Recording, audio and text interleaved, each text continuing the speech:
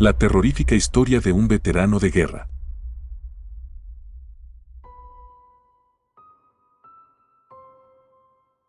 Eran las 9:05 cuando el timbre de la casa del señor Mayo Rubalcaba sonó. Las visitas habían llegado.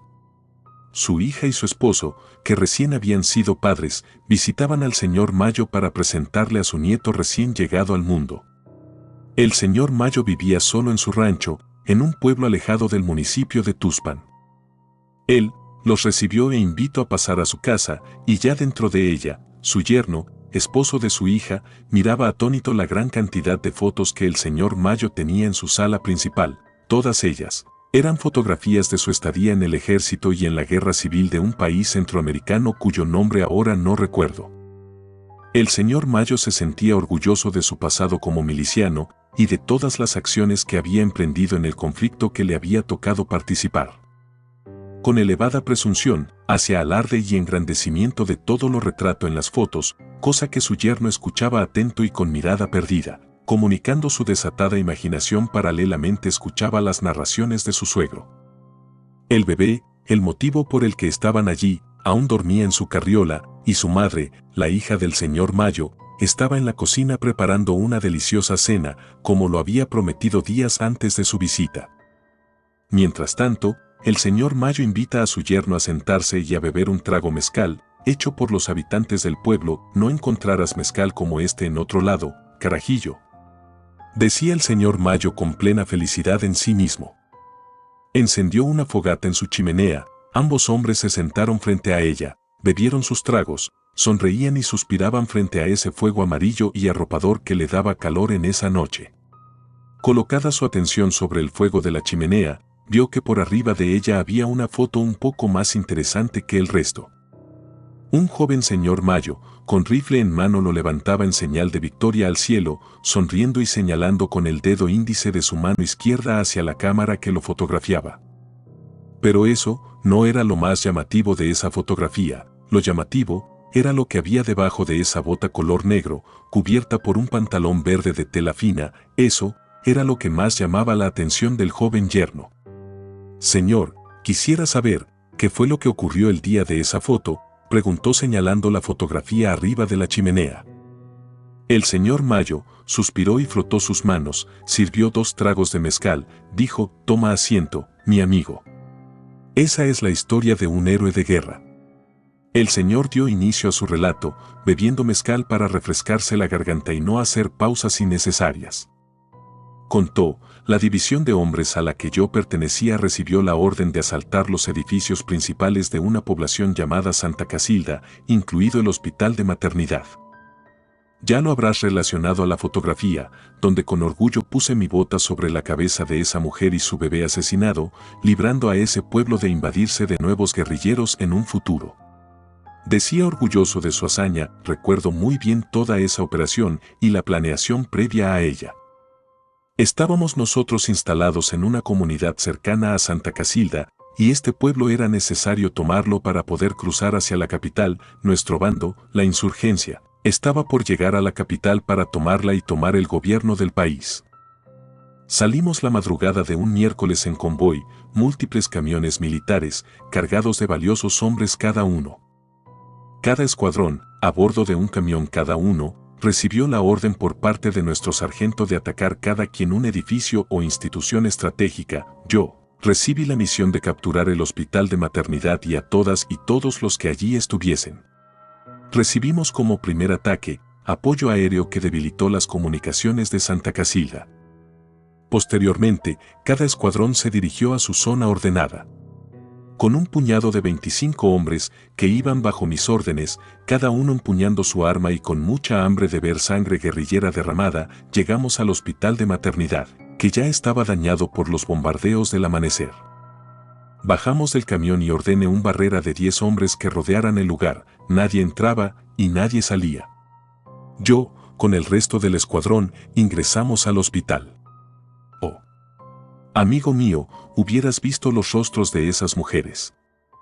Lloraban del miedo, y sabes, me gustaba alimentarme del miedo de personas vulnerables, como esas pobres mujeres que estaban o ya habían dado a luz. Las enfermeras, oh, pobres y sucias enfermeras. El señor Mayo se mostraba fascinado por su narración, mientras su yerno no sabía cómo reaccionar ante actos tan repudiables como los que estaba escuchando. Solo optó por seguir escuchando. El señor Mayo continuaba: no, amigo, no me veas así. ¿Qué clase de monstruo imaginas que es tu suegro? Claro que no hicimos nada más allá de asesinarlas. Primero, ordené a Jiménez, uno de mis hombres de confianza, formar a las enfermeras sobre una pared. Contabilice alrededor de una 20. Todas jóvenes, no pasaban de los 30 años. Se formaron, todas agachaban la cabeza. El miedo, amigo, el miedo bendito la mantenía vulnerables. No tenían valor para ver a los ojos a sus verdugos. 5 de mis hombres levantaron sus armas, descargaron, y un hermoso baño de sangre se desató. De verlo por tus propios ojos, mi amigo, en tu cuerpo habría aparecido la sensación de ser el hombre más triunfal del mundo. Era un momento de éxtasis apoteótico. Tras dar muerte a las enfermeras, ya nadie atendiera a las madres de futuros guerrilleros que perturbaran el orden social de esa nación. Continuamos con las pacientes. Había de todo, mi amigo. Madres que se estaban recuperando luego de dar a luz, otras aún estaban embarazadas, débiles. En esa situación era dificultoso mantener integridad cuando todo te juega en contra. Mientras un puñado de mis hombres recogía los cadáveres de las enfermeras, a otros les di la orden de agrupar a las mujeres embarazadas. No era un grupo numeroso, 6 recuerdo yo. Para esto, llevamos a nuestras rehenes a lo que era la recepción del hospital. Colocamos en una línea vertical a las 6 mujeres embarazadas. Yo había traído de la sala de partos unas cuantas herramientas, las entregué a mis hombres y les indiqué que con ellas podían hacer lo que ellos quisiesen, siempre y cuando la vida de esas mujeres llegara a su final. Jiménez, el más temerario de todos, con un portaagujas abrió el estómago de una de las mujeres hasta ver un baño de sangre rodeándola. La tomó por los cabellos y la azotó contra la pared. Era cuestión de minutos para que ella perdiera la vida. Esto mismo lo repitió con otras 2 mujeres, dejándolas morir en el piso. A otro de mis hombres le entregué unas tijeras y se llevó a 2 de las embarazadas a un cuarto aledaño a la recepción donde nos encontrábamos. Allí, acabó con la vida de ambas mujeres. Quedaba una de las mujeres, de la cual decidí yo me haría cargo. La tomé del brazo y la arrodillé frente a mí. Llamé al más joven de mis hombres, quien llevaba consigo una cámara fotográfica, y le pedí que estuviera atento para que tomara una foto de lo que estaba por hacer. Saqué mi pistola, la puse en la sien de esa mujer, que lloraba. Era yo sensible a su miedo. Podía sentir ella que la huesuda ya la estaba esperando. Disparé, sin pensarlo 2 veces, sin miedo. La mujer cayó con un orificio en su cabeza. El yerno no articuló alguna palabra. Solo fijaba su mirada a la fogata, escuchando atentamente las historias de su suegro. Su rostro carecía de expresión alguna que pudiera definir cuál era su impresión ante esas historias que estaba escuchando.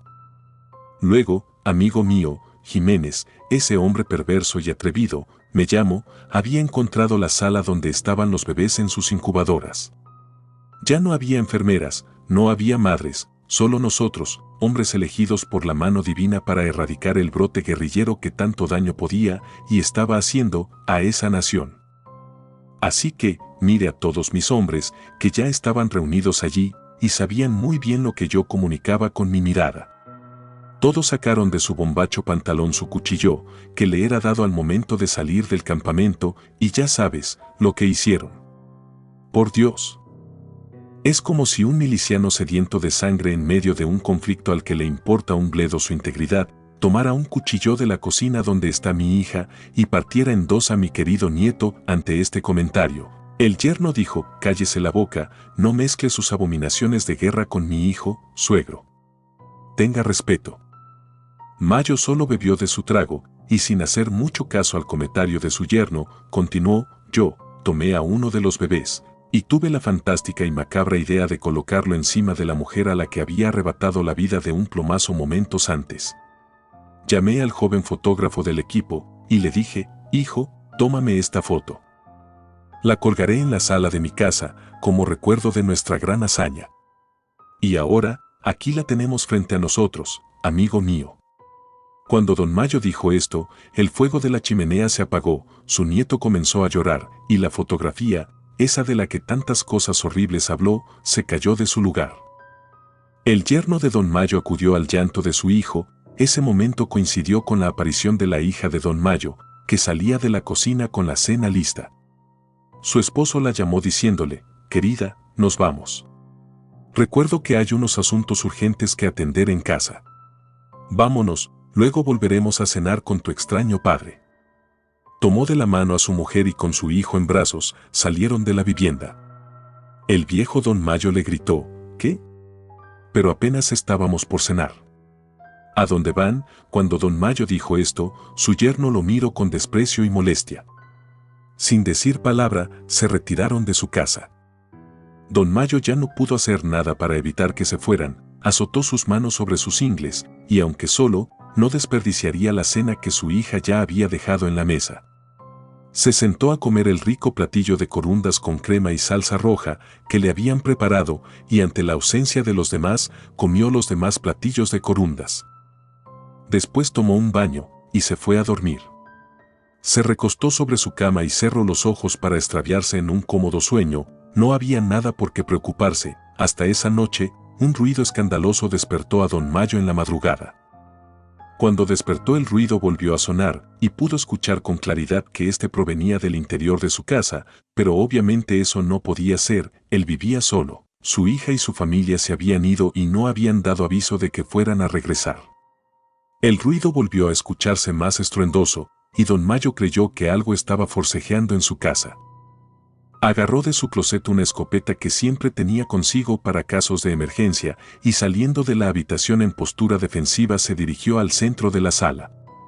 El cuadro con la fotografía de su hazaña de guerra estaba en el piso aún. Los ruidos parecían haber cesado, pero una puerta de las habitaciones fue azotada bruscamente, disparando de inmediato hacia ella el señor Mayo. Otra puerta se azotaba repetidamente, causando el cólera del señor Mayo, que dispara una y otra vez, pero parecía que no era nada. Las puertas ya no se azotaban, pero las luces de su hogar parpadeaban simultáneamente. Colérico, dispara hacia todos los focos, pero solo logra quedarse sin luz. Un fuerte dolor en el estómago lo hace arrojarse al piso, vomitando una espesa secreción café.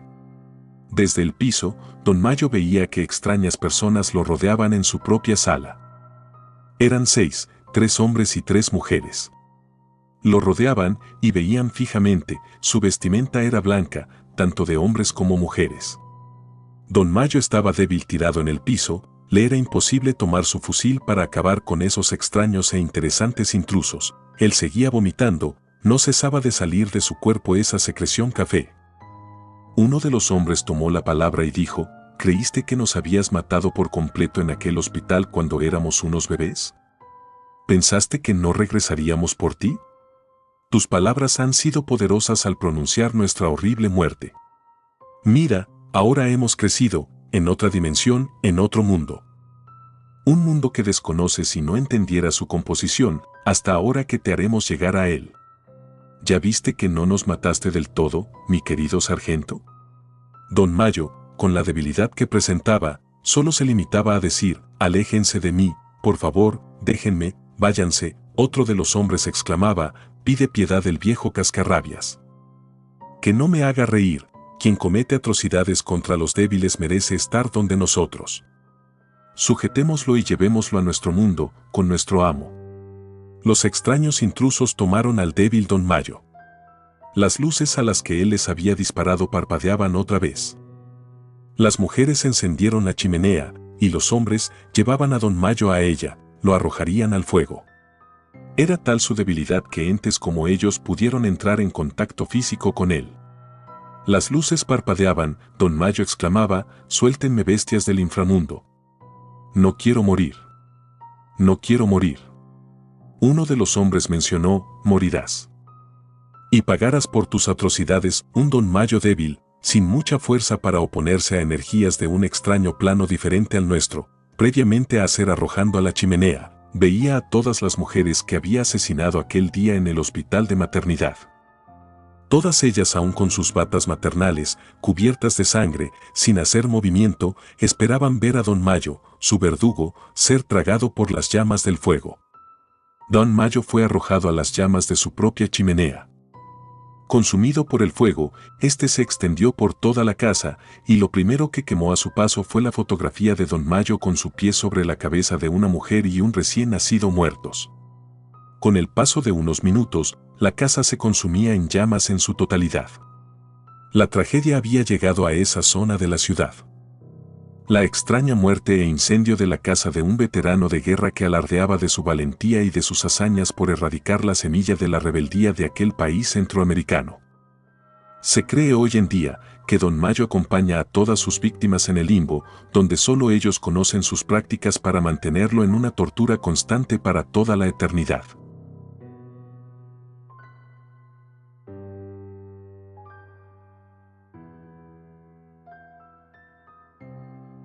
Gracias por tomarse el tiempo de escuchar nuestros relatos de terror, espero y haya sido de su agrado.